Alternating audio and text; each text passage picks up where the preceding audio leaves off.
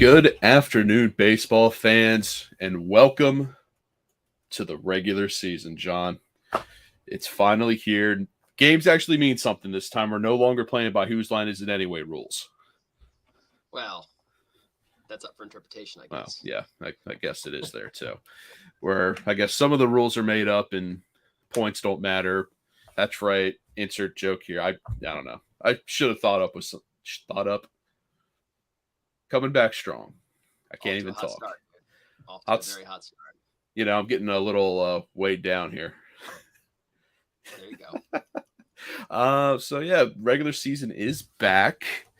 And right before all that happened, Japan beat the United States in the World Baseball Classic final 3-2.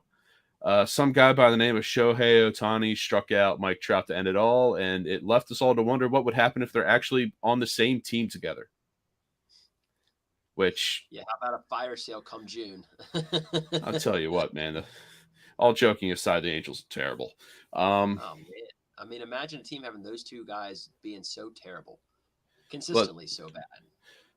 Yeah, and they can't even add a piece around them, and then the piece that they think they do finally add decides to start fighting fans. But we'll get into that in a little bit. Japan wins the final game 3-2. Overall, I wasn't able to watch much of the World Baseball Classic just because I was in the middle of the ocean.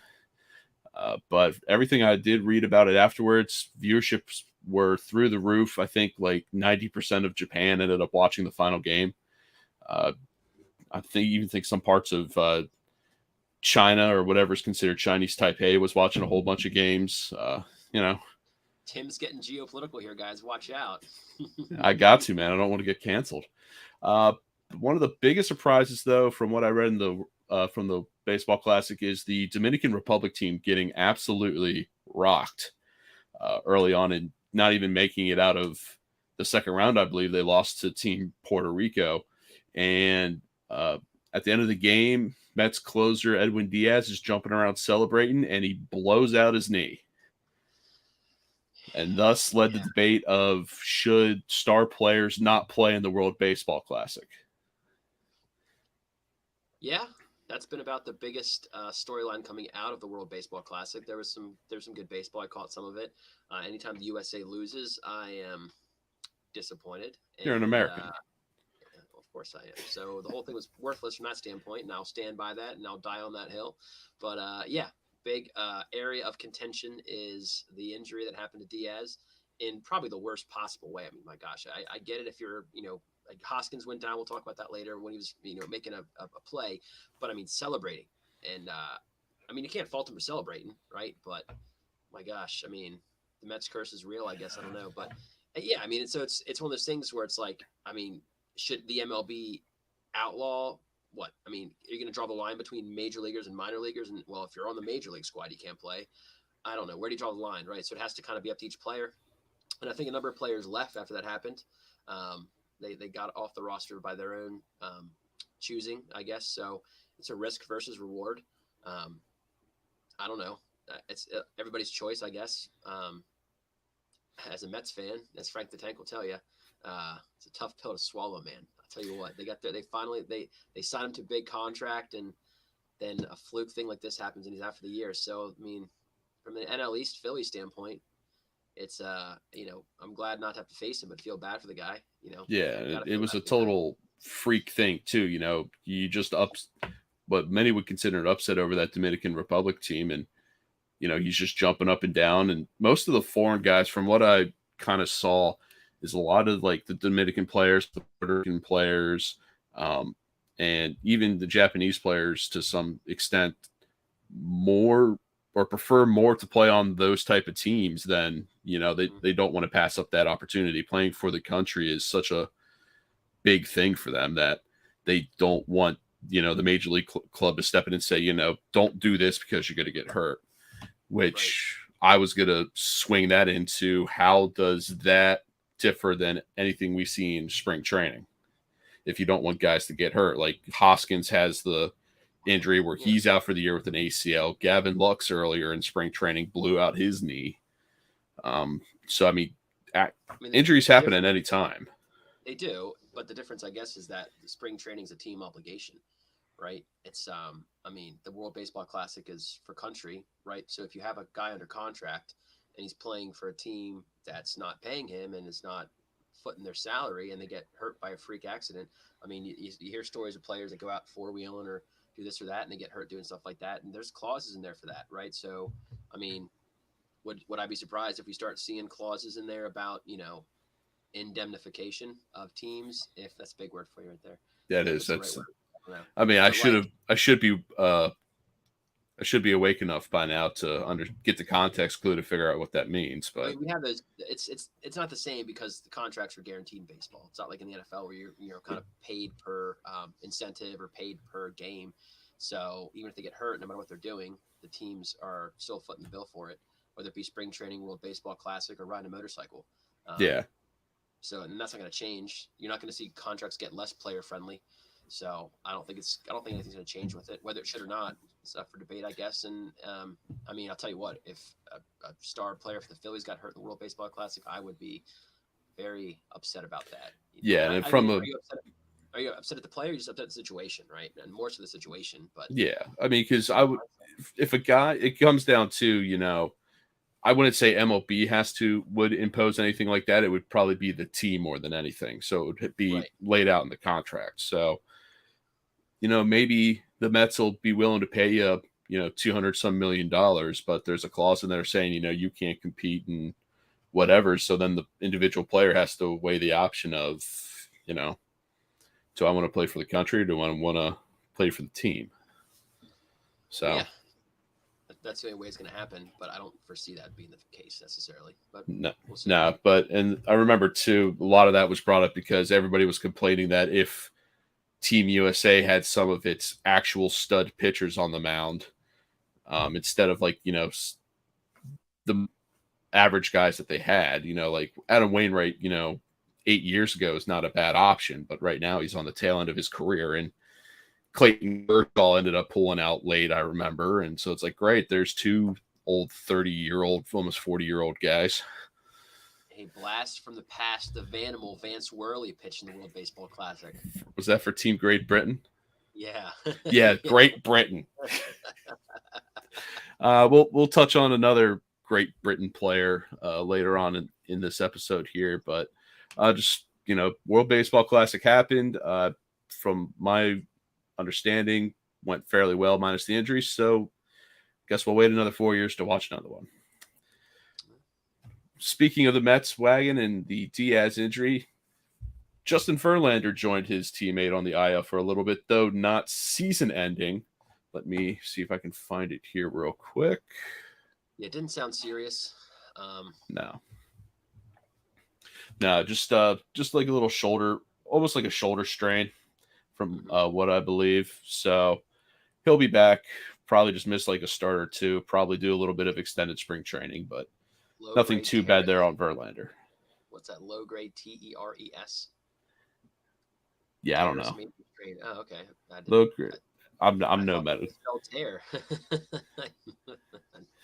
Let's employ the internet here.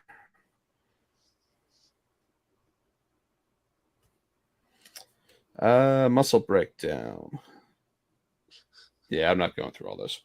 Okay, so Justin, people want. I'm pretty sure that if the people wanted a medical podcast, they'd go tune into the medical podcast. But we're just going to label it as somewhere in his shoulder strain. So right he'll be out for a little bit, but nothing too major there. And Pete Alonso got screwed on a couple calls this week. I'm not sure if you saw them, John. I have a screenshot of one of them here. Where'd it go?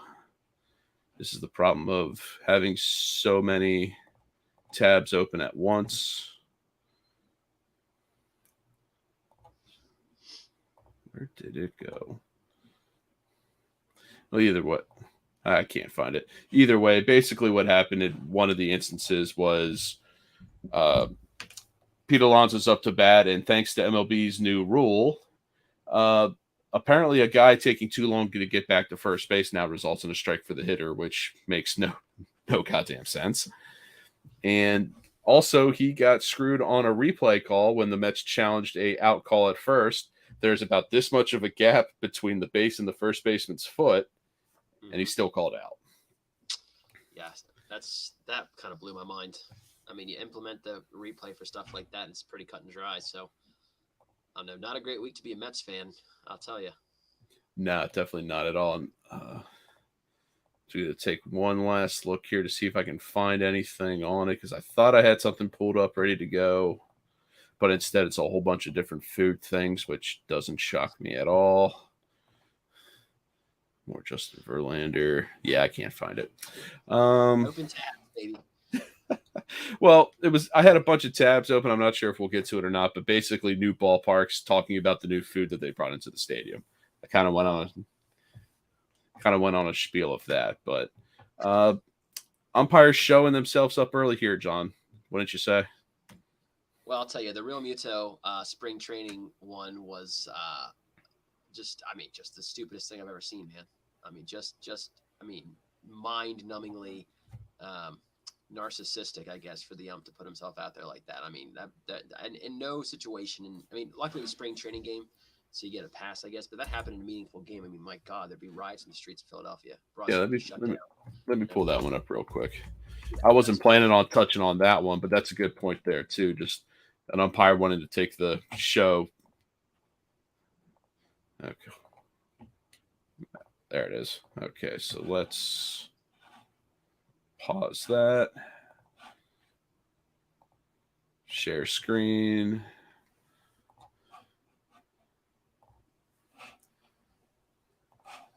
Okay, so there's that up. Now here's the action right here. And the umpire felt like... So apparently the backstory here is Craig Kimbrell got called for a pitch clock violation because he took too long to pitch a ball. There's a miscommunication of who's throwing the ball back to the pitcher. JT doesn't think the umpire is going to put it in his glove, so he puts it down. Umpire takes that a little too personally and throws him out of the game. And you can hear JT, if you watch or can read lips, he's like, I thought you were throwing him the ball. Yeah, I mean, that's just, beyond the pale, man. I mean, make it about yourself, the ump show. That's ridiculous, right?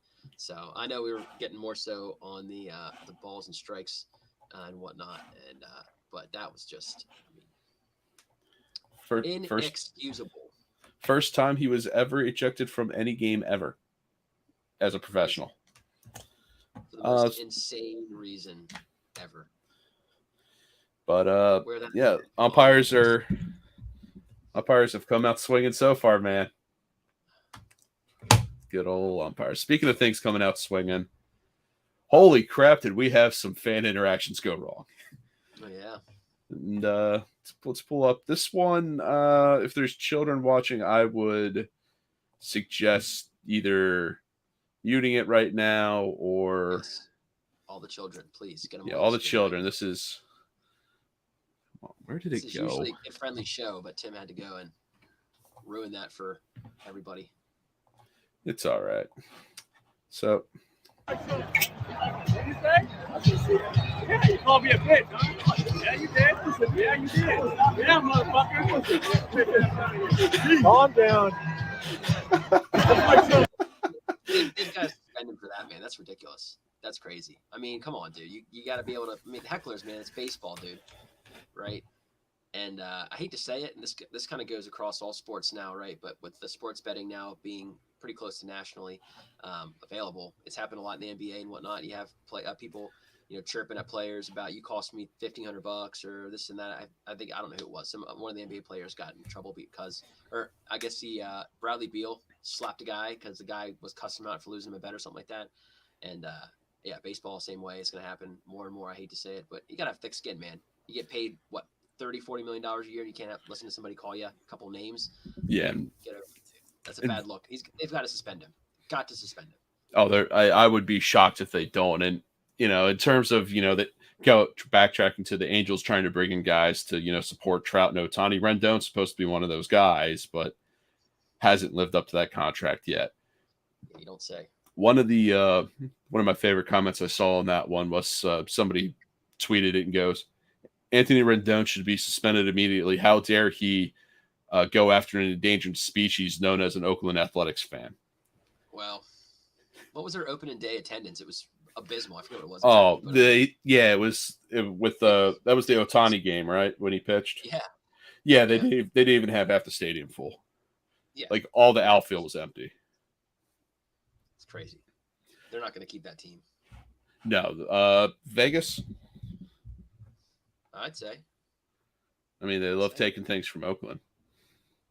Hey, let's see if I can that highway from Oakland to Las Vegas. It's already been used a couple times.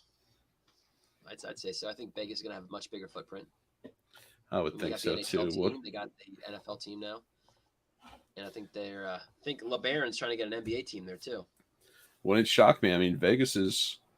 I mean, the hockey team's done pretty well there, and I guess the whole argument with Vegas was, are people going to show up that they're actual fans, or just do it more as a tourist thing? But no, they've got fans, man. They've got some real fans.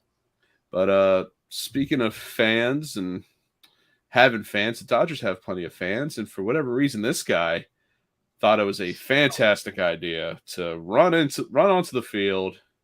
Dude, hit sticked, man. And we'll mute that one because there's really no good audio to this. I guess he's proposing to one of the girls here in the crowd. Apparently she said yes. Well, I would hope so after that hit. You would trucked. I mean, that was also kind of unnecessary. Like, I mean, man. Bam. Dude, hit stick. Gets drilled. I think that guy hit better than most of the linebackers have at the combine. You're not wrong, dude. Crazy. Boom. Straight trucked, man. I would have laughed had she said no. Well, I don't think we're ready for the commitment yet. Bang. Boom. Boom. Speaking of marriage proposals, John, have you ever seen one at a sport event go wrong? I don't think so. No. Have you? I have actually.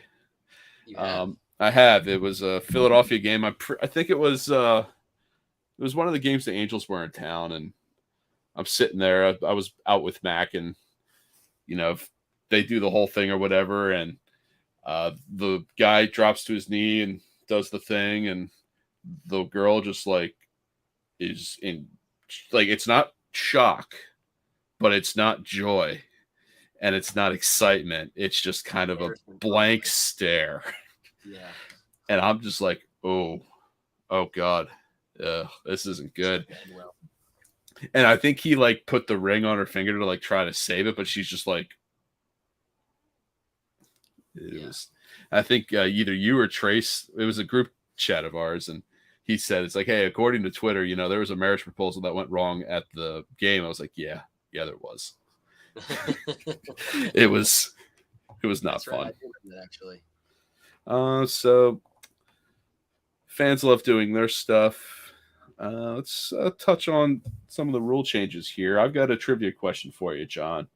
I posted this on the BWSPORTS page. I forget it already. I saw it, though. So it's going to be a future trivia question anytime you play sports trivia. But who was the first player to be called out because of a pitch clock violation? You got me. I saw it, but I forget it. I'm on the spot.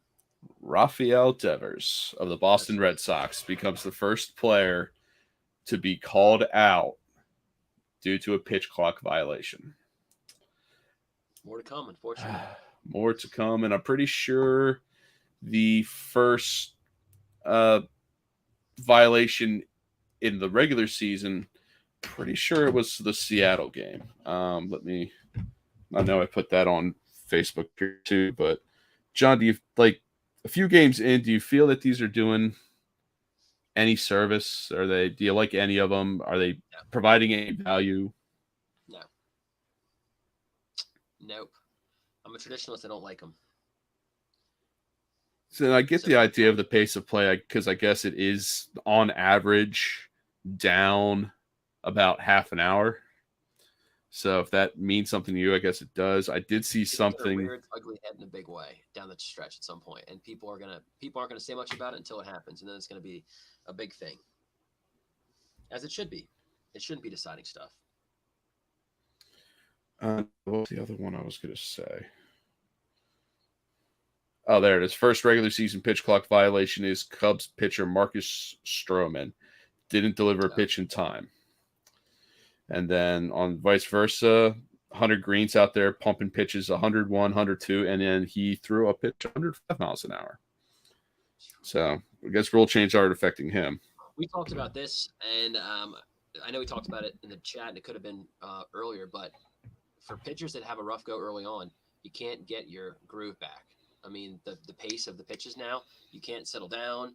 If you get into a jam, you're going to keep getting, I mean, Wheels got hit on early and then just kept getting rocked, right? You don't have the ability to, ease yourself back into it or calm down. So I hate it, man.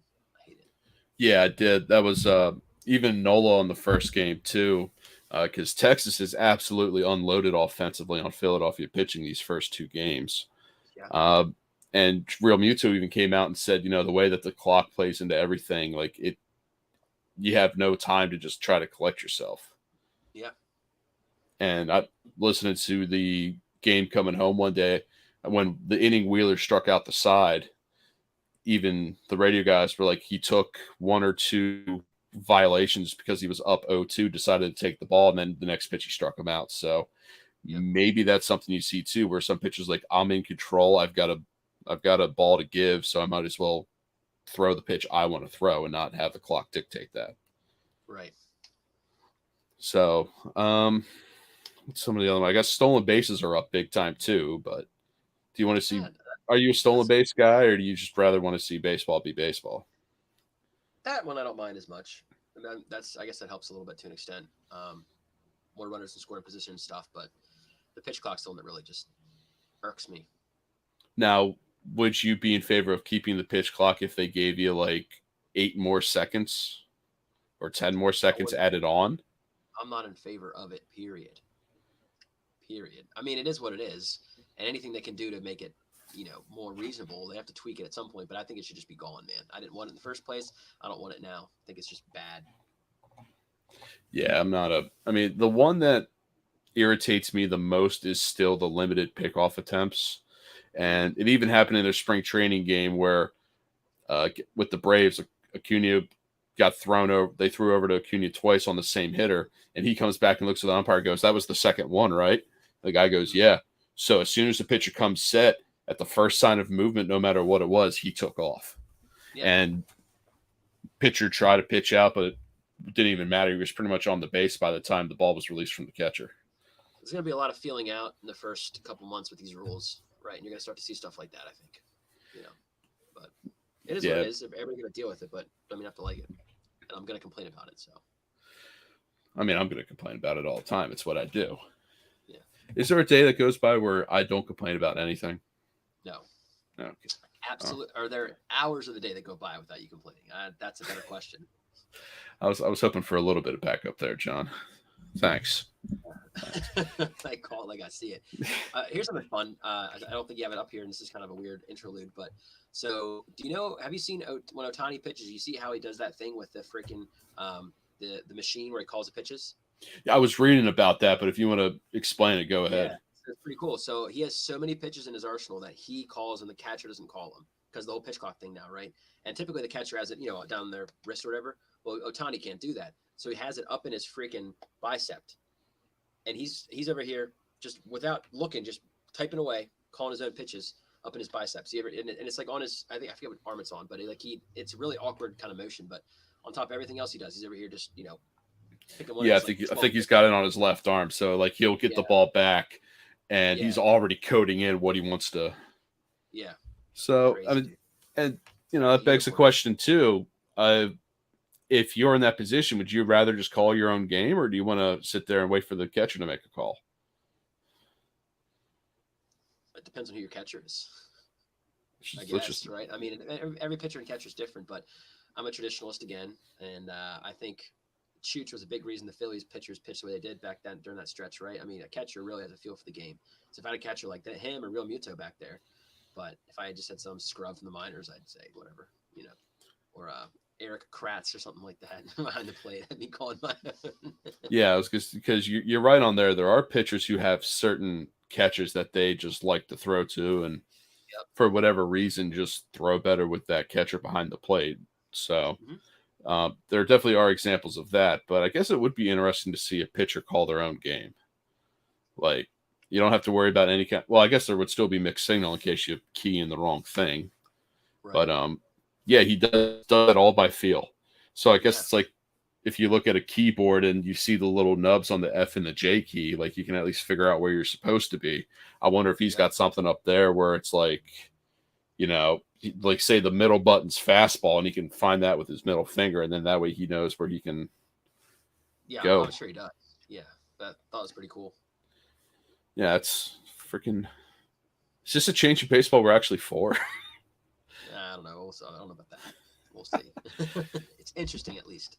Oh, yeah, definitely. So that I think we found a common ground on a rule change where pitch calm. It's all right though. They're still going to get checked for sticky stuff. Yeah. What else? I had to touch on this one here. So the Guardians and the Padres both extended some key players here. The Padres extended Jake Cronenworth. Let me find it. There it is. So Padres and him are on a 7-year, $80 million extension. And what's cool with Cronenworth is, you figure these are the kind of guys like you get those extensions have been playing for years and, everything like that. Cronenworth didn't come into the league until his age 26 season. So guy makes his debut a little bit later, performs well, gets paid for it. Biggest deal ever for a player his age with less than 4 years of service. Good sign, bad sign, John? Would you give a player like that, 7 years and $80 million? Like anything else, it's a gamble, right? I mean, you're betting that you're buying low. It's not a massive contract. The Padres are spending, right? So it's not like they are, tight wads. So I think it makes sense. Yeah, and I guess too, did I have it saved up here? No, I didn't. But if you wanted to touch on a possibly overrated or underrated team for this year, I've seen a lot of people say the Padres are overrated just because they don't have any pitching or starting pitching for that most part.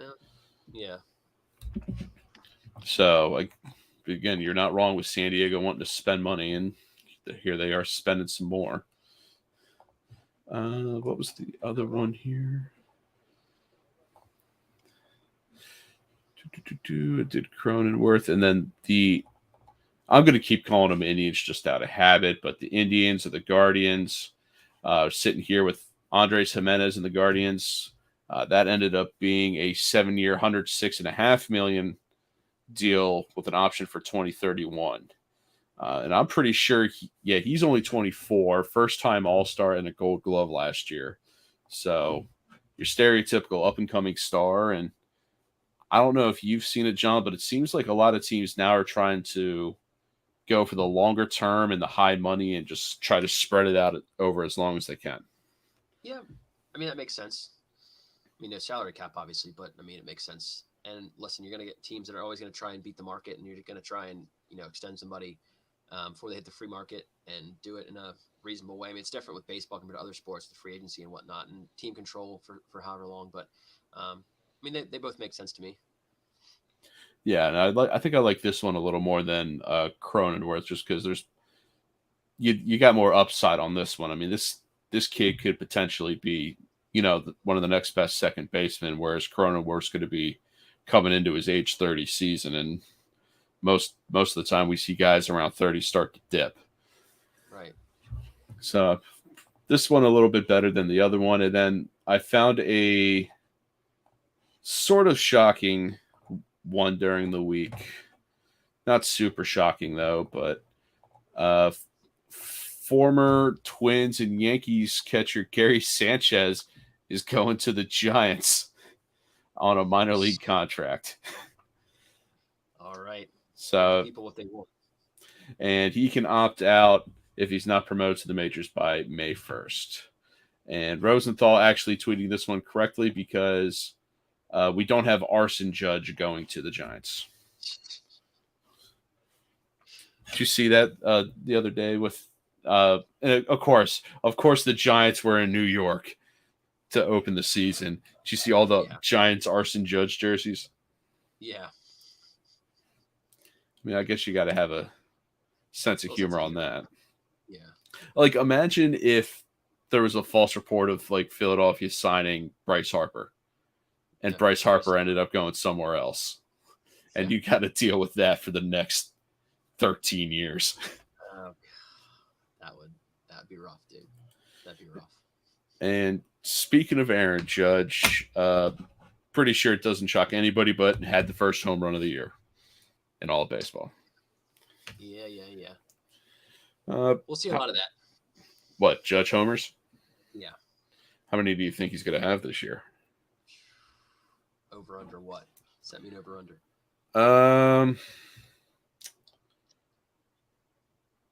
48. Over 48. What would you say is too high? Probably gets to mid-50s, maybe. Oh, speaking of home runs, anyway, looks like Giancarlo Stanton just launched one almost 500 feet. 485-foot homer. Let's see if we can find this real quick, because there are games being played right now, obviously.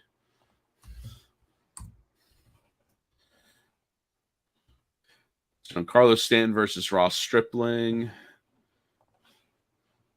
And a fun page I like to follow on Twitter. Not sure if you or follow it much, John, or not, but Would It Dong? An automated AI system that tracks every home run and lets you know if it would be a home run in any other ballpark. So, second bomb of the year, almost hits at 120 miles an hour, 485 feet. No doubt about that one. That's a dinger in all 30 ballparks. And right there, you can see it. So, let's see if we can find a video real quick. Do we have the copyright for that, Tim? I mean, it's on Twitter, so I don't understand why we wouldn't. You know, they're putting it out there themselves.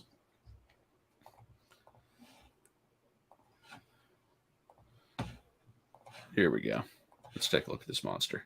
10, high drive into left center field. There it goes. See ya. A monster shot by Giancarlo Stanton. A 2-run blast. And the Yankees lead 3-0. Deck open to that second deck. Play it again. Gonna have a replay here. Come on, guys. Okay, I guess we're not. So absolutely crushes that pitch because I think it ends up by where it says spicy fried. Yeah, right here. Ends up like right there. Right to the right of chicken Sandos.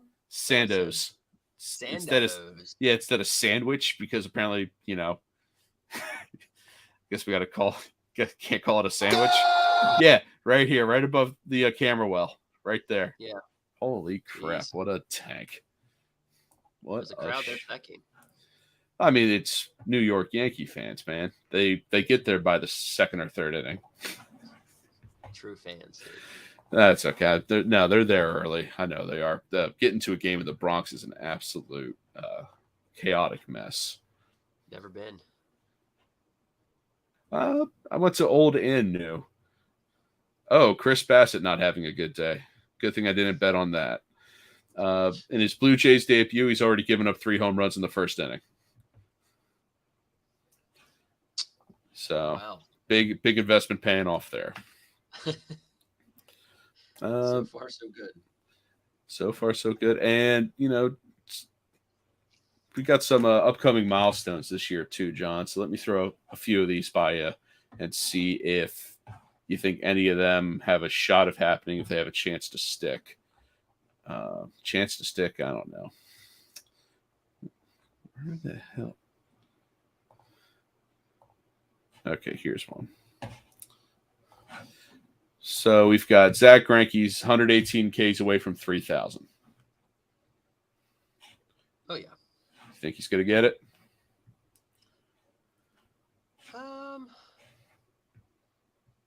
Yes.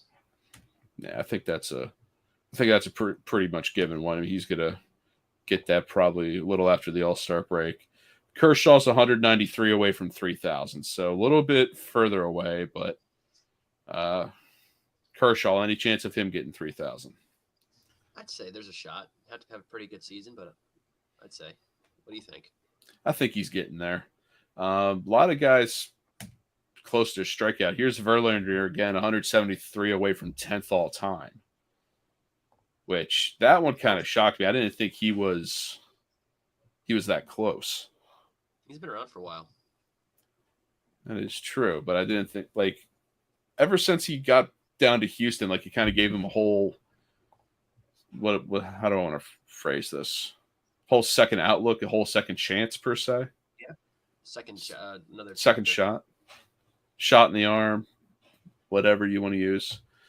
But again, he is starting the year off on the IL, so we'll see about that. Max Scherzer, his teammate, right behind him with 178 away from 10th. So if we think Verlander's going to do it, is it safe to say we think Scherzer's going to do it? Probably. Depends on health again, but probably. I think Scherzer's probably more likely than Verlander. Yeah, I'm with you on that one. I think Scherzer's going to have a better shot. Miguel Cabrera, I don't think there's any doubt about this one, but 96 hits away from 15th all time. Yeah. It's going to be his last year. He's already got the 3,000 hits. He's got 500 home runs. And I guess the only real question with him is he a first ballot Hall of Famer? Probably. Which, if he's not a first ballot Hall of Famer, then I don't know what the hell is anymore. Yeah. Well, these days, I don't know. Craig Kimbrell, 6 saves away from 400. He better get that. But again, too, I mean, but as Philly fans, we know this, but there's not really any kind of defined role. Like he'll be thrown in as a later innings guy, but I don't know how many save opportunities he's going to get. Yeah, it's true. So that one, I don't know if he'll get that one unless something happens or if he just gets on a hot stretch. But I don't know. If I'm going to pick one that may not happen, it may be this one. Kenley Jansen, 9 saves away from 400. I think that one's a little more in the bag. Yeah. And back with Greinke. So I think that was the. Oh, here's the other one. Sort of the same guys, but just a little bit different on. A little bit different on the stats here. So Greinke, Shy, we already covered those. Verlander's also 6 wins away from 250. Wainwright 5 away from 200. Kershaw 3 away from 200. Yeah, they should all get that. I think. Yeah, I think so too. Do you think we'll ever see a guy get the 300 again? I don't know. It's a good question. Because I mean, we're pumping up 200 and 250 here, but those guys have been around for a while. They have, but the mythical number always used to be 300. Right? How many? I'm just gonna look this up, real. 300 win pitchers.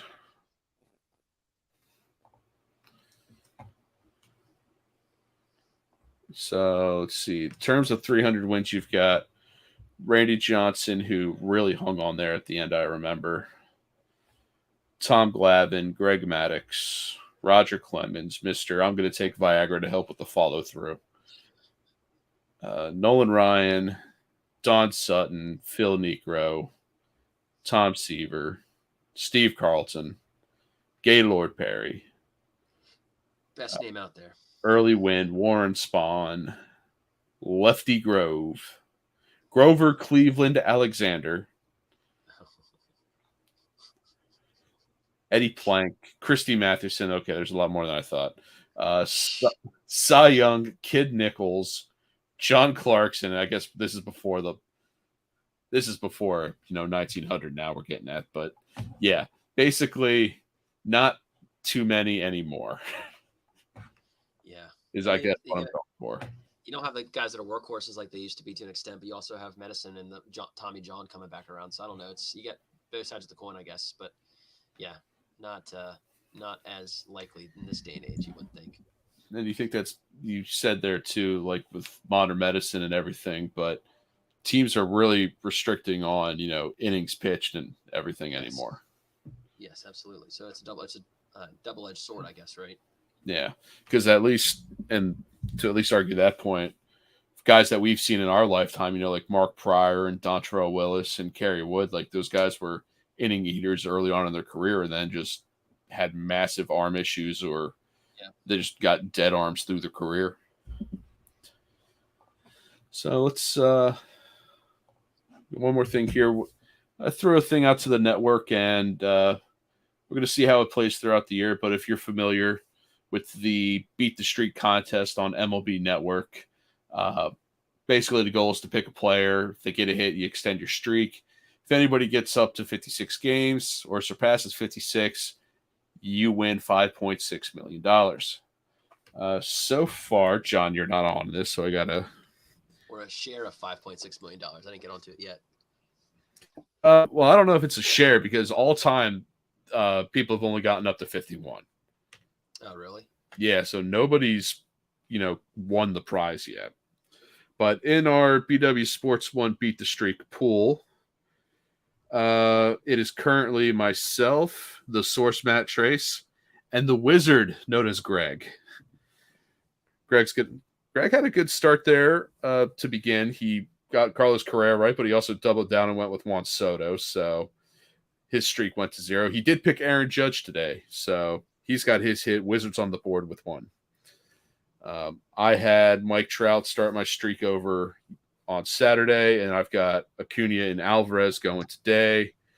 Matt Trace loves the double down. He picked Adley Rutschman and Tim Anderson to get hits on Saturday. Both of them came through. Overall in the year, Trace has the best record amongst us 3. So congratulations, Matt Trace, for now. 3 games into the season. Always got to qualify it, right? Can't just say good job. I did say good job. 3 games into the year. It's early. It is early. It's early. A lot of things can happen. I mean, all of a sudden you could sign up and all of a sudden you can splat off. You can run up a, whatever. It's been a busy morning for me, John. Has it? It has, a lot of laundry. 3:00 in the afternoon, so it's not really the morning anymore. I had a busy morning. I was running all over creation. Yeah, I heard about that. Well, we get to sit back, relax. Let's see what games we've got on the docket for today. Sunday, not Saturday, Tim. Phillies and Rangers are your Sunday night game at 7:00. The Rays are currently beating the Tigers 1-0 in the bottom of the 6th. The Nationals are up on the Braves at the top of the 5th, 4-1. Top of the 5th, Orioles, Red Sox knotted at 3. Top 5, Yankees beating the Giants 4-0. Top of the 4th, Mets over the Marlins 2-1. The Pirates and the Reds been trading games back and forth already. Vince Velasquez pitching for the Pirates today, losing 2-1. Mini V. White Sox and Astros are in the bottom of the 2nd, still at 0. Twins are in the 3rd, knotted at 1 with the Royals. Blue Jays are attempting to make an early comeback against the Cardinals, still down 4-3 in the bottom of the 2nd. Cubs Brewers are at 1. They're in the 2nd now. Upcoming Angels Athletics, Diamondbacks at Dodgers, Guardians at Mariners, Rockies at Padres. Any game you're looking forward to today, John? It's early, man. Just keep an eye on all of them. Things are still shaking out, so I can't say there's one that jumps out at me yet. But yeah, I'm with you there. I just like going around. You got Syndergaard going today against the Dodgers, and this is the Philly fan coming out at me with him pitching. You got Velasquez pitching now for the Pirates. Who else we got going here? Bailey Falter's pitching today for the Phillies against Martin Perez. So that'll be real interesting. Gotta bounce back, man. Can't get swept in the first series. No, you can't. Well, you can. And you might. I'm just trying to look at the record here. So the Nationals, Tigers, and Phillies, at least the ones that are playing today, still are searching for their first win. Oh, and Royals. So the Royals, the Nationals, the Tigers, and the Phillies. Great company to be. Holy crap. So 3 games into the season. John, you want to give an idea of, or let everybody know who your too early to call World Series winner is going to be? Who knows, man? Who knows? I like the Dodgers. You like the Dodgers? Dodgers over who? Astros. Dodgers over Astros. All right. I'll go. That's kind of chalk, but I mean, at this point in time. That's why I call it the way too early to call World Series. Yeah. F the Astros. Let's lead off with that. Let's see here. Because I think Atlanta's going to make a good push. So probably Atlanta over Philadelphia and the NLCS. That's going to pain me. That pains me just to hear that. Yeah. So Atlanta versus who do I want to see come out of the AL? Let's go Atlanta over Houston just to rub it home. There you go. Atlanta over Houston. Any MVP favorite? I like Rushman, man. As the MVP? Yeah. Ooh. He's a beast. I don't know. I mean, what are the odds on that? I mean, that's got to be plus. That's got to be something, yeah. I did put my NL MVP, and thing with my NL MVP pick is Alec Boehm. I put a $1 bet on Alec Boehm to win NL MVP. Boehm looks jacked, man. He's got power. 15 pounds of solid muscle, baby. He looks a lot bigger, dude. But yeah, I do like the Adley pick. You know, it's not terrible. It's a long shot, I'm pretty sure, but 5 for 5 on opening day, and the Orioles could be a team to watch. I really think that. Let's see if I can still do MVP futures. Any Cy Young idea of a Cy Young winner? Yeah, you got me on the spot. That one, I have no idea. That was the whole idea, John. You go first. Cy Young. Let me ponder on this because Alcantara did a real good job last year. I don't think he's going to repeat, though. Spencer Strider. Mr. Victim of the bat spike. Spencer Strider.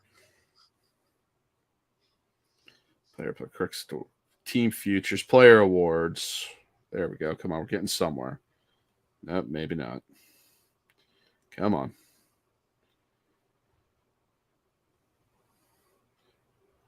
Okay, it's not letting me. So I don't know what the odds are for Rutschman, but we'll keep an eye on that.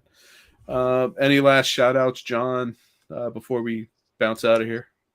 Yeah, shout out in a negative way to the cashier at Giant last night who wouldn't sell me a 12-pack of beer because my license expired. I also had my renewal card. It is a government-issued state identification that is valid until they mail me my new one, and she wouldn't let me buy it. So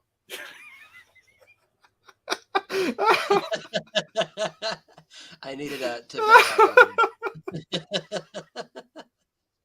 I thought you were actually going to stay on topic a little bit. Baseball is going to be great. Nah. Fuck that Giant cashier. Very, very disappointing that happened to me. What was the 12-pack of choice? It was gonna be Coors, but she wouldn't give it to me, dude. I literally had like the piece of paper printed out that says like you renewed your license. It's valid from 3/31 to 4/14 until we mail you your new one. I'm like, all right, so this is a valid driver's license right here. She wouldn't do it. And I didn't fight the issue. I'm too nice of a guy. But apparently, And at the end of the day, it was Coors Light. Yeah. So Justin, who was over, same thing happened to him. He went and tried to get one. He went to Rutter's, and same thing. We had the same birthday. His expired too. He didn't even get his renewed yet. Like I got mine renewed, and he apparently there's some form they filled out and they let him go with it. So if you're in Pennsylvania and your license is expired, but Know your rights. Know your rights. You can. There's a form you have to fill out, and they send it up to the PALCB or whatever it is. But his wasn't even renewed. Mine was renewed with a piece of paper in my hand, and she wouldn't do it. I didn't press the issue. I should have for the principle of it, but whatever. Oh. So I had my pirate water instead. There Shout you- out pirate water. Nah, I'm not gonna. I'll save the MLB food for another time. I forgot I still had all those tabs open. Since you brought up the beer, what you're at the game? What's a beer you're going for? What's a baseball beer? Did a lager. A lager, good old Really, Yinling. it's got to be a lager, dude. Good old Yinling. Depends on what time of year it is. You know, lager's a little bit heavier, right? So summertime, maybe go with a Blue Moon or something a little bit more refreshing. But lager's always. I mean, Yingling and Philly is a thing, dude. So gotta go. If you're down in Baltimore, it's got to be Natty Bo. Watching the Orioles game. Oh God, I hate Natty Bo. And, I hate Natty Bo. Not to be confused with Natty Light. Oh, I got Natter Days in the fridge, dude. The red, white, and blue Natter Days. But I was gonna say, but if, no matter where I'm at, it's usually a Budweiser. Usually a Budweiser for me. Well, we are looking for sponsors. So Budweiser, Natty Bo, Yingling, and or Natter Days. We would be happy to have you sponsor us, and we would be happy to imbibe if you plan to do so. We would also advertise on the show for each. The official beer of choice. I But- wouldn't say for the network, but just the podcast at least. Yeah, at least for the podcast. We do have our sponsors for the network here. They've been scrolling below. Shout 'em out. Shout out the ones. We will shout them out. See, I got them saved on my phone here. There you go. I gotta find a day. I have an idea. I want to get all the sponsors. I want to get all those, and I want to line them up on a baseball diamond, kind of like a depth chart. There you go. So once I get that built, I just need to take a day and do that. And I need to figure out which sponsor is going to play where. So sponsors, if you have a suggestion of where you want to play, let me know. Our great partners: Elite Performance, What's Poppin' Corn Snack, Revved Up Tattoos, Printed Memories, Doc Sports Bets, mybookie.ag. If you would like any sponsorship opportunities, contact BWSPORTS1. I'll probably be setting up an email here soon as well, but haven't gotten to that yet because I'm a lazy SOB.